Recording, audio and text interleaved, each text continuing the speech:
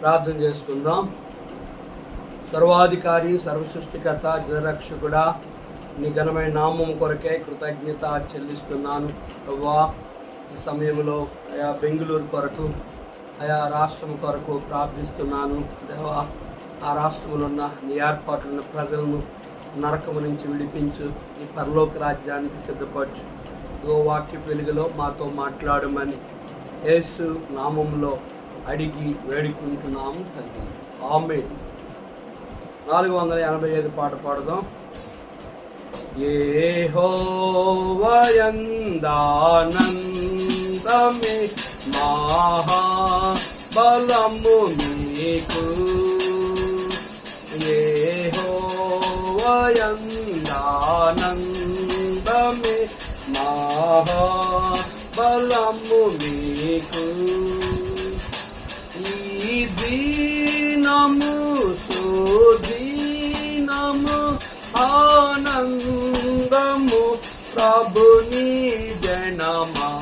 ఈ దీనము సుదీనము ఆనందము ప్రభుని జనమా.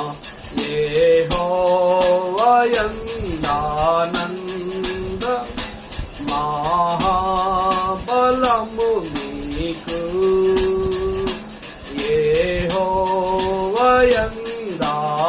యెహోవాయందానందమే మహాబలము నీకు. నీ దేవుడే నిన్ను తృప్తి చేసి నీ ఆముకులను బలపరచును. నీ దేవుడే నిన్ను తృప్తి చేసి నీ ఆముకులను బలపరచును. ఈ దీనము సుదీనము ఆనందమే ప్రభుని జనమా. ఈ దీనము సుదీనము ఆనందము ప్రభుని జనమా. ఆనందమందు యెహోవాలో ఆయానే తీర్చెను నీ వాంఛలు. ఆనందమందుము యెహోవాలో ఆయానే తీర్చెను నీ వాంఛలు. ఈ దీనము సుదీనము ఆనందము ప్రభుని జనమా. ఈ దీనము సుదీనము ఆనందము ప్రభుని జనమా. దేవుని చిత్తమును చేయుట జీవార్థమగు మన సంతోషము. దేవుని చిత్తమును చేయుట జీవార్థమగు మన సంతోషము. ఈ దీనము సుదీనము ఆనందము ప్రభుని జనమా. ఈ దీనము సుదీనము ఆనందము ప్రభుని జనమా. యెహోవాయందానందమే మహాబలము నీకు, యెహోవాయందానందమే మహాబలము నీకు.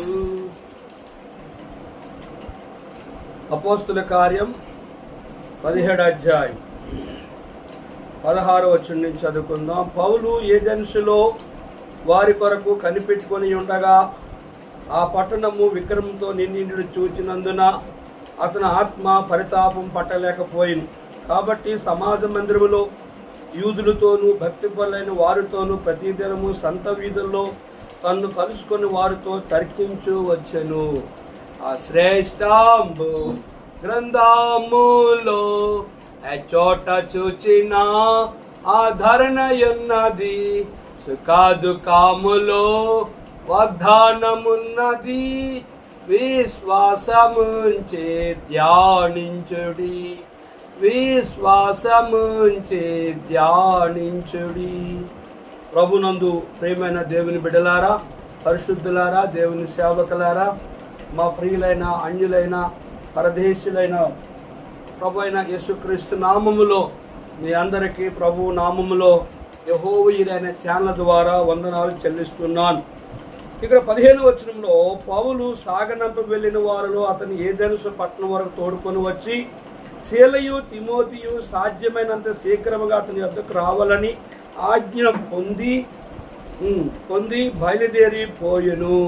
పౌలు సీలను తిమోతి సాధ్యమైనంత శీఘ్రముగా తన యొద్దకు రావాలని ఆజ్ఞాపించాడు పౌలు. కనుక పౌలు తనతో కూడా సీలయు తిమోతి ఉండాలని, సహవాసముగా ఉండాలని, కనుక అవసరతను బట్టి వారిని ఎక్కడికైనా పరిచర్యకు పంపించాలని ఉద్దేశంతో త్వరగా తన దగ్గర రమ్మని అపోస్తలుడైన పౌలు వారికి ఆజ్ఞాపించాడు. అయితే పౌలు ఏదెన్సు వారి కొరకు కనిపెట్టుకొని ఉండగా ఆ పట్టణము విగ్రహంతో నిండి చూచినందున అతని ఆత్మ పరితాపం పట్టలేకపోయింది. కాబట్టి సమాజ మందిరంలో యూదులతోనూ భక్తిపరులైన వారితోనూ ప్రతిదినము సంత వీధుల్లోనూ తన్ను కలుసుకుని వారితోనూ తర్కించవచ్చు. ఎపికూరీలతోనూ సోయుకులతోనూ ఉన్న కొందరు జ్ఞానులు అతనితో వాదించిరి.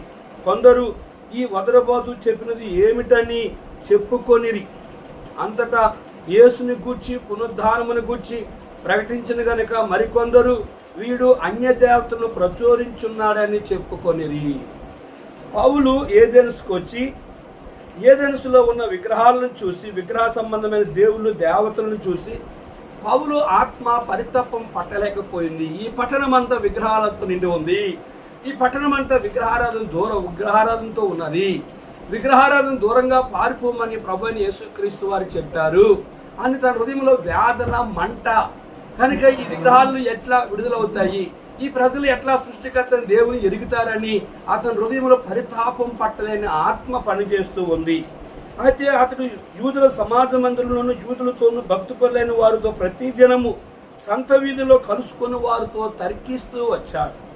కనుక పౌలు సమాజ మందిరంలోనూ యూదులతోనూ భక్తిపరులైన వారితోనూ ప్రతిదినము సంత వీధుల్లోనూ తన్ను కలుసుకుని వారితో దేవుని లేఖనాలు, సృష్టికర్తన దేవుడు, జంతురక్షకుడు, భూమిని ఆకాశాన్ని సృష్టించిన దేవుడు ఎవరు అనేది వారందరికీ సువార్త చెబుతూ వచ్చాడు. వీరిలో కొందరు ఎపికూరీలను సోయికుల్లోనూ ఉన్న కొందరు జ్ఞానులు అతనితో వాదించిరి. కొందరు ఈ వదరబోతు చెప్పినది ఏమిటని చెప్పుకొనిరి. అయితే యేసుని గూర్చి పునరుద్ధానమును గూర్చి ప్రకటించిన గనుక మరికొందరు వీడు అన్య దేవతలను ప్రచురించున్నాడని చెప్పుకొనిరి. అన్య దేవతలు అంటే దయ్యాల గురించి చెప్తున్నాడు అని అతని గురించి వ్యతిరేకముగా మాట్లాడుతూ వచ్చారు. ప్రియ సహోదరి సహోదరుడా, ప్రజలను చూసినప్పుడు, గ్రామాలను చూసినప్పుడు, రాష్ట్రాల్లో ఉన్న ప్రజలను చూసినప్పుడు, దేశంలో ఉన్న ప్రజలను చూసినప్పుడు, ప్రపంచంలో ఉన్న ప్రజలను చూసినప్పుడు పరితాపము పట్టలేక పోయిన వారు ఆత్మ ఎందుకు పిన్ని గారు ఆయన ట్రైన్ మీద వెళ్తుంటే ఆ పట్టణాన్ని, ఆ గ్రామాలు చూసి ఏడుస్తుంటే ప్రజలు దొలికెళ్ళి తమ పాపం విషయంలో పశ్చాత్తాపడేవారట. కనుక ప్రియ సహోదరి సహోదరుడా, దైవ భక్సింగ్ గారు అనేక చోట్లకి, గొప్ప గొప్ప దైవజనులు అనేక చోట్లకి వెళ్ళి ఆ దేశాలను జయిస్తూ కనుక ప్రజలను ప్రభుత్వం నడిపిస్తూ వచ్చారు. ఇదే ఆత్మ పౌలు మీద పనిచేసినప్పుడు తన ఆత్మ పరితాపం పట్టలేకపోయినప్పుడు యూదులతోనూ సమాజ మందిలో ఉన్న వారితోనూ భక్తిపరులైన వారితోనూ ప్రతిదినము సంత వీధుల్లో తను కలుసుకున్న వారికి, ఎపికూరీలకు, సోయుకులకు వారికి దేవుని వాక్యాన్ని బోధించినప్పుడు కొంతమంది ఈ వదరబోతు చెప్పినది ఏమిటని కొంతమంది జ్ఞానులు అతనితో వాదించిరి. కొంతమంది ఇతడు దయ్యమును గురించి బోధ చేస్తున్నాడని కొంతమంది ఇతడు లేదు యేసుని గురించి, యేసు మరణ పునరుద్ధానాన్ని గురించి ప్రకటిస్తున్నాడని కొంతమంది పలు రకాలుగా తను చెప్పిన సువార్త విని పలు రకాలుగా వాళ్ళు ప్రజలు మాట్లాడుతూ వచ్చారు. ప్రియ సహోదరి సహోదరుడా, సత్యవాక్యము బయటికి వెళ్ళినప్పుడు నిజమైన దేవుడు, సృష్టికర్తన దేవుడు, జగద్రక్షకుడు దేవుడొక్కడే, దేవునికి నరునికి మధ్యవర్తి ఒక్కడే, ఆయనే ఒక్క యేసు ప్రభువారు, ఆయన ముందు ఎవరు లేరు, తర్వాత ఎవరూ లేరని బైబిల్ సెలవిస్తుంది. సత్యాన్ని మనం బోధించినప్పుడు వ్యతిరేకించేవారు ఉంటారు, జ్ఞానులు, నేనే జ్ఞానులు అనుకున్న వారు వాదించేవారు ఉంటారు, కొంతమంది చెడ్డగా మన గురించి ప్రసారం చేసేవారు ఉంటారు, కొంతమంది సువార్తను ప్రకటించకుండా ఆటంకపరిచేవారు ఆ రోజుల్లో కాదు ఈ రోజుల్లో కూడా ఉన్నారు. అయితే పౌలు చెప్పిన మాటలన్నీ విన్న అనేకుల్లో ఏమి అర్థమైందంటే, అంతటా వారు అతను వెంట పెట్టుకుని అరేపియగు అను సభ యొద్దకు తీసుకుని పోయి, నీవు చేయుచున్న ఈ నూతన బోధ ఎట్టుదో మేము తెలుసుకునవచ్చునా, కొన్ని కొత్త సంగతులు మా చెవులకు వినిపించున్నావు గనుక వీటి భావమేమో మేము తెలుసుకుని కోరుచున్నామని చెప్పిరి. కనుక పౌలుని అరేపియగా అను ఒక సభలో ఉన్న అధిపతి యొద్దకు తీసుకొని వెళ్ళారు. అతను చూసి, నువ్వు చేస్తున్న ఈ నూతన బోధ ఎటుదో మేము తెలుసుకొని వచ్చనా, మా చెవులకు కొత్త సంగతులు వినిపించున్నావు, వీటి భావమేమో మేము తెలుసుకొని కోరుచున్నామని పౌలుని అడుగుతూ వచ్చారు. ఏదెనుసు వారందరూ అక్కడ నివసించే పరదేశులను ఏదో ఒక కొత్త సంగతి చెప్పిటి యందును వినిటి యందును మాత్రమే తమ కాలము గడుపుచుండేవారు. పౌలు అరేపేగా మధ్య నిలిచి చెప్పిందేమనగా, ఏదెనుసు వారలారా, మీరు సమస్త విషయములోనూ అతి దేవతా భక్తి గల వారైనట్టు నాకు కనబడుచున్నది. పౌలుని అక్కడున్న అరేపియగా అధిపతిగా తీసుకొచ్చినప్పుడు సభలో అతను నిలబెట్టినప్పుడు వాళ్ళు అంటున్నారు, నువ్వు చెప్పుచున్నది మాకు నూతన బోధగా ఉంది, నువ్వు చెప్పుచున్న మాటలు కొత్త సంగతులు మా చెవులకు వినబడుతున్నాయి, నువ్వు చెప్పిన వాటిలో వీటి భావమేమో మేము తెలుసుకొని కోరుచున్నామని పౌలుని స్పష్టంగా అడిగారు. పౌలు చెప్పాడు, ఏదెనుసు వారందరూ అక్కడ నివసించే వారందరూ పరదేశులు ఏదో ఒక కొత్త సంగతి వినిటి యందు ఆసక్తి గల వారుగా ఉన్నారని పౌలు గ్రహించి, పౌలు అరేపియగా మధ్య నిలిచి చెప్పింది అనగా, ఓ ఏదెనుసు వారులారా, మీరు సమస్త విషయంలోనూ అతి దేవత భక్తి గల వారున్నట్టు నాకు కనబడుచున్నది. మీరందరూ అతి దేవత భక్తి గల వారుగా నాకు కనబడుచున్నారు. మీ అందు భక్తి ఉంది, మీ పట్టణమంతా విగ్రహంతో నిండి ఉంది, మీరందరూ కూడా సృష్టికర్తన దేవుణ్ణి, ఈలోక దేవుని దేవతల దైవాల్ని ఆరాధిస్తూ ఉన్నారు. కానీ నేను చెప్తున్న ఏమిటంటే 20 వచనం, నేను సంచరించు మీ దేవతా ప్రతిమలను చూచుండగా ఒక బలిపీఠం నాకు కనబడను, దాని మీద తెలియబడిన దేవునికని వ్రాయబడి ఉన్నది. కాబట్టి మీరు తెలియక దేనితో భక్తి కలిగి ఉన్నారో దాన్ని నేను మీకు ప్రచురపరుచున్నాను. కనుక పౌలు ఏం చెప్పాడంటే, నేను మీ పట్టణం అంతా సంచరించినప్పుడు ఒక బలిపీఠం కనబడ్డది, ఆ బలిపీఠం మీద తెలియబడిన దేవుడా, నీవెవరో మాకు తెలియదు, కనుక నిన్ను కూడా మేము పూజిస్తున్నాం, ప్రార్థిస్తున్నాము, నీకు బలులు అర్పిస్తున్నాము అని మీరు ప్రార్థన చేయించున్నారు. నేను ఈ విషయాన్ని కల్లారా చూశాను, కనుక కాబట్టి మీరు తెలియక దేని యందు భక్తి కలిగి ఉన్నారో, ఏ దేవుడు తెలియని దేవుడు ఎవరో మీకు ఆ దేవుణ్ణి ప్రకటించడానికి వచ్చానని చెప్పి పౌలు స్పష్టంగా చెబుతూ, జగత్తును అందరి సమస్తమును నిర్మించిన దేవుడు తానే ఆకాశమునకును భూమికిని ప్రభువై ఉన్నందున హస్తకృత్యముల ఆలయములో నివసింపడు. పౌలు వాళ్ళకి ఏం చెప్తున్నట్టే, జగత్తును అంటే భూమిని అందరి సమస్త నిర్మించిన దేవుడు తానే ఆకాశమునకును భూమికిని ప్రభువై ఉన్నందున మానవ చేతులతో నిర్మించబడిన హస్తకృత్యమైన దేవాలయంలో ఆయన నివసింపుడు అని మొదటి విషయం చెప్పాడు.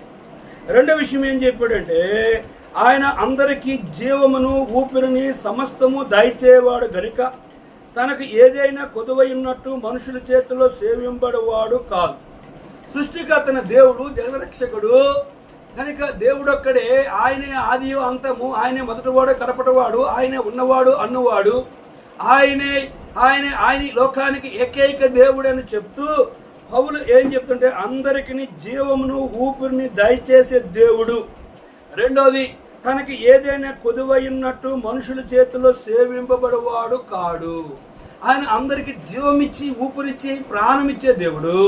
రెండోది, మనుషుల చేత ఆయన సేవించి ఆయన ఏదైనా ఆయన ఆయన మనుషుల చేతిలో సేవింపబడివాడు కాడు అని స్పష్టంగా పౌలు చెప్పాడు. మూడోది చూస్తే, మరియు యావత్తు భూమి మీద కాపురమును ఉండుటకు ఆయన ఎక్కడి నుండి ప్రతి జాతి మనుషులను సృష్టించి వారు ఒకవేళ దేవుని తడవలాడి కనుగొందరేమో అని తన్ను వెదిక నిమిత్తము నిర్ణయ కాలము వారి నివాసస్థలం యొక్క పొలిమేలను ఏర్పరచును.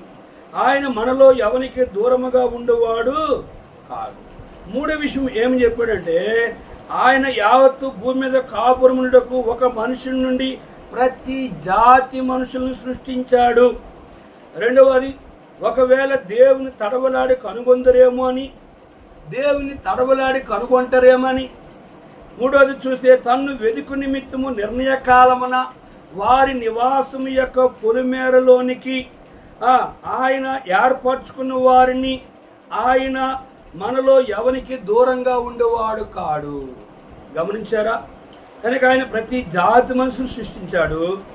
దేవుడు తను తడవలాడి కనుగొందరేమో అని ప్రజలు ఎదగకుండా తన్ను వెదుకు వారి నిమిత్తము ఆయనే వారి ఇంటికి వచ్చి వారిని ఏర్పరచుకొని ఆయన మనలో ఎవరికి దూరముగా ఉండేవాడు కాదు. ఎవరిని ఆయన ఎన్నుకున్నాడో, నిర్ణయించాడో, పిలిచాడో, నీతిమంతం చేశాడో ఆయనే వాళ్ళ పొలిమేరలోనికి, వాళ్ళ ఇంటిలోనికి, వారి హృదయంలోనికి వెళ్ళి ఆయనే వారిని రక్షిస్తాడు అని పౌలు అక్కడున్న సభలో ఉన్న వారికి స్పష్టంగా చెప్పాడు.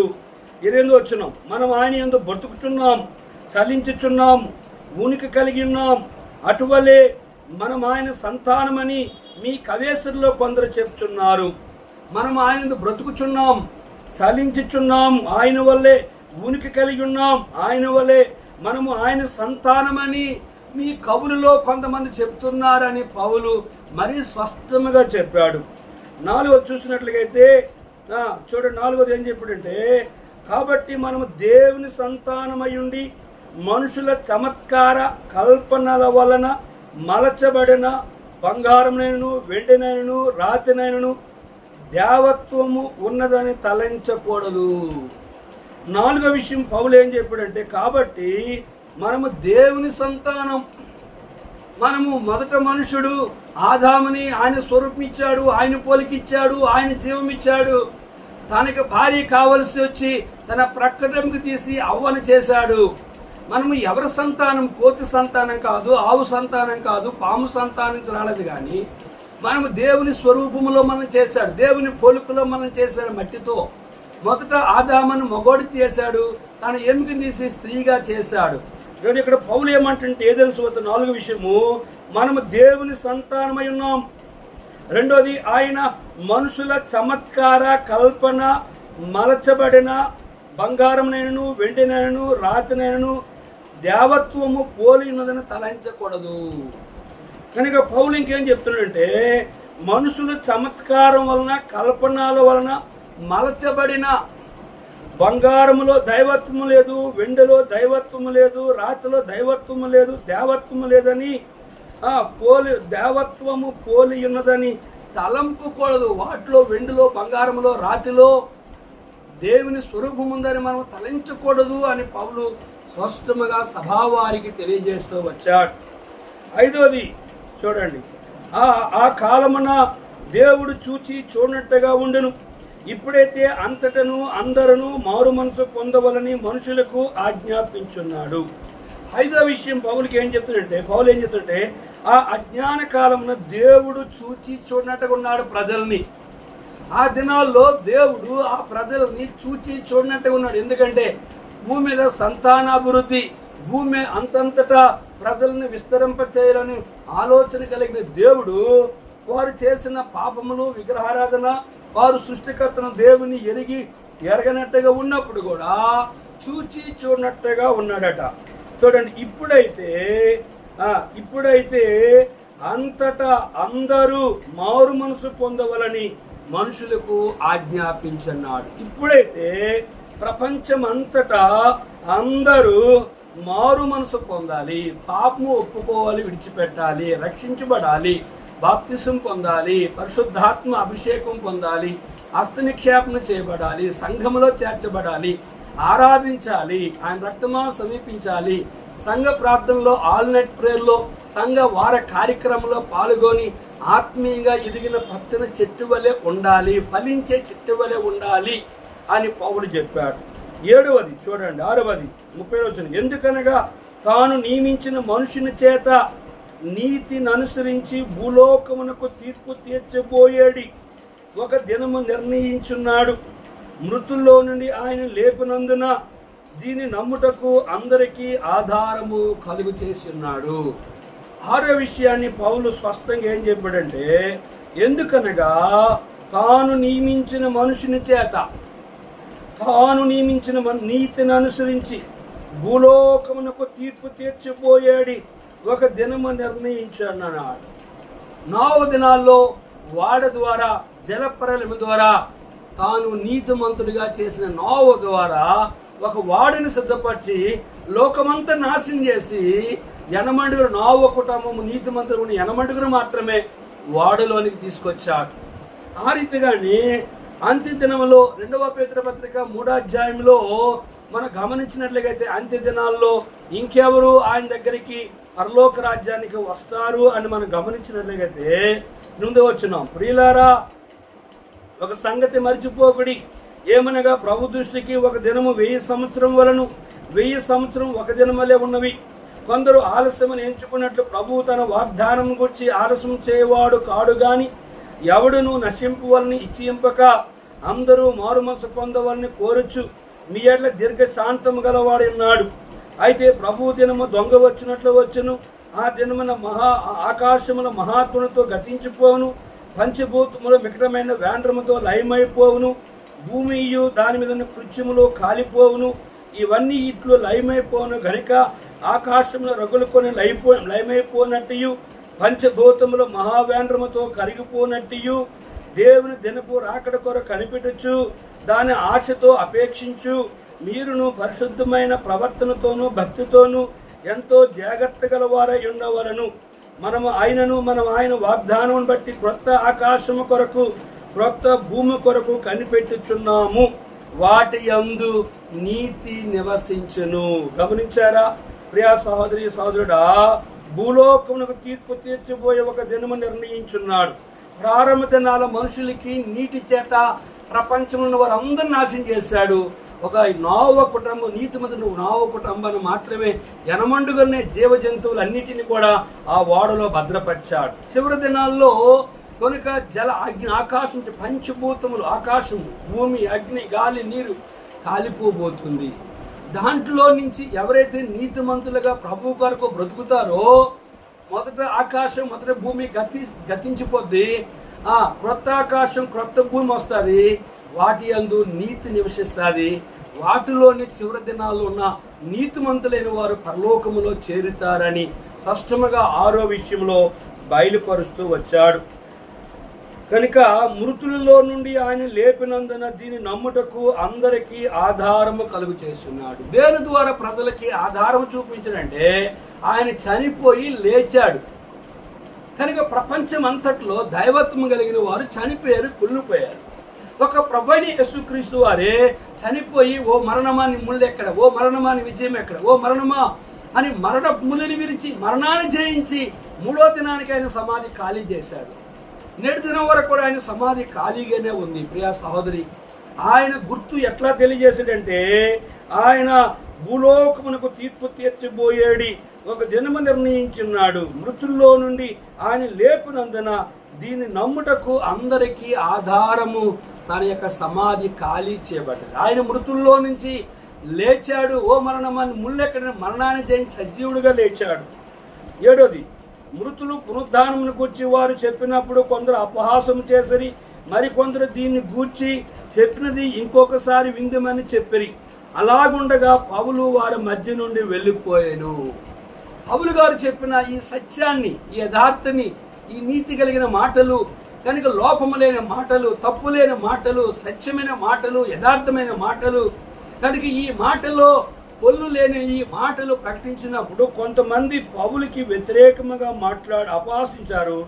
కొంతమంది దీని గురించి ఇంకా చెప్తే విందుము అని ఆశించారు.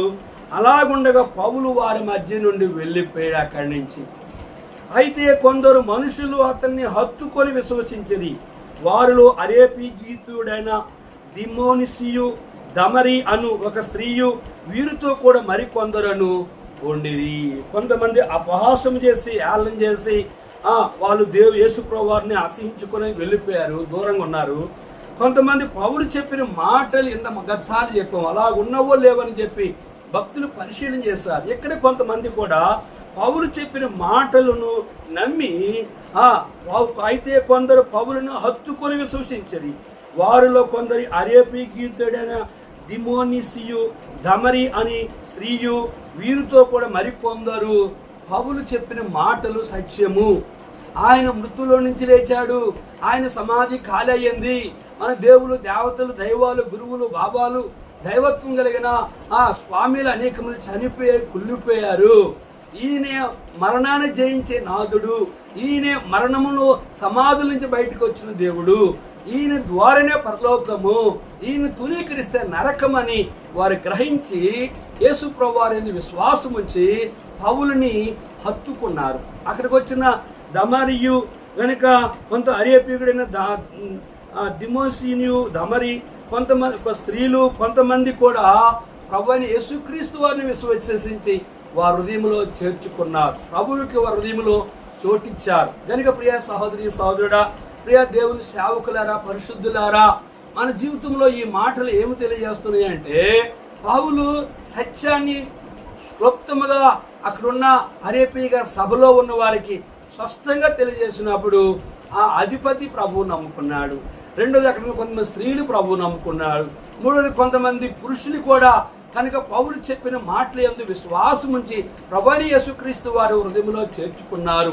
కొంతమంది అపహాసించారు. ప్రియ సహోదరి సహోదరుడా, అప్పుడే కాదు ఇప్పుడు కూడా ఈ ప్రపంచ నాశనం దినం వరకు కూడా కొంతమంది ఆయన అంటే వాక్యాన్ని విని ఆయన సత్యమైన దేవుడు, నిజమైన దేవుడిని అంగీకరించి మోక్షం సంపాదించుకుంటారు. కొంతమంది వ్యతిరేకిస్తారు. కనుక వారి వినను వినకపోయినను మీరు సర్వలోకానికి వెళ్ళి సర్వ సృష్టికి సువార్త చెప్పమని ప్రభువు తెలియచేశాడు. ఆ రీతిగా పౌలు ఏథెన్సులో కనుక తాను సంచరిస్తున్నప్పుడు ఆ పట్టణంలో విగ్రహంతో నిన్నప్పుడు పరితాపం పట్టలేక కనుక మీరు ఏ దేవుని ఎరగక ఓ తెలియబడిన దేవుడా, నిన్ను కూడా పూజ చేస్తున్నా, నీకు బలి అర్పిస్తున్నావు, నీకు కోళ్ళు గొర్రెలు బలి అర్పిస్తున్నావు, కనుక నువ్వు నీ పేరేమిటో నీవెవరో మాకు తెలియదు, మమ్మల్ని క్షమించు తెలియబడిన దేవుడా అని వీళ్ళు ప్రార్థన చేస్తే పౌలు అన్నాడు, ఏ దేవుడైతే మీకు తెలియదో ఆ దేవుని గురించే మీకు ప్రకటించడానికి వచ్చాను. ఆ దేవుడే భూమిని ఆకాశాన్ని సృష్టించాడు, ఆ దేవుడే ఉనికి కలిగి ఉన్నాడు, ఆ దేవుడే ఊపిరి జీవం ఇచ్చాడు, ఆ దేవుడే కనుక భూమిని ఆకాశము సూర్య చంద్రుల ద్వారా నీవు నేను ఈ భూమి ద్వారా ఆహారాన్ని సంపాదించుకుంటున్నాము అని చెప్పి స్పష్టంగా చెప్పినప్పుడు వారు ప్రభువైన యేసుక్రీస్తు వారిని విశ్వసించారు, హృదయపూర్వకంగా నమ్మగలిగారు. ప్రభువైన యేసుక్రీస్తు సువార్త ఒక మూలన రహస్యముగా జరిగింది కాదు, బహిరంగముగానే అరేపియగా సభలోనే పౌలు స్పష్టంగా చెప్పారు. ఆ రోజు నమ్మేవారు ఉన్నారు, ఈ రోజు నమ్మేవారు ఉన్నారు, ఆ రోజు వ్యతిరేకించేవారు ఉన్నారు, ఈ రోజు కూడా వ్యతిరేకించేవారు ఉన్నారు. వ్యతిరేకించిన వాళ్ళందరూ కూడా నరకానికి వెళ్తారు, ప్రభువుని విశ్వసించిన వాళ్ళందరూ కూడా పరలోకము సంపాదిస్తారు. ప్రియా సహోదరి సహోదరుడా, నువ్వు నరకమును సిద్ధపడుతున్నావా, పరలోక రాజ్యాన్ని ఎన్నుకుంటున్నావా?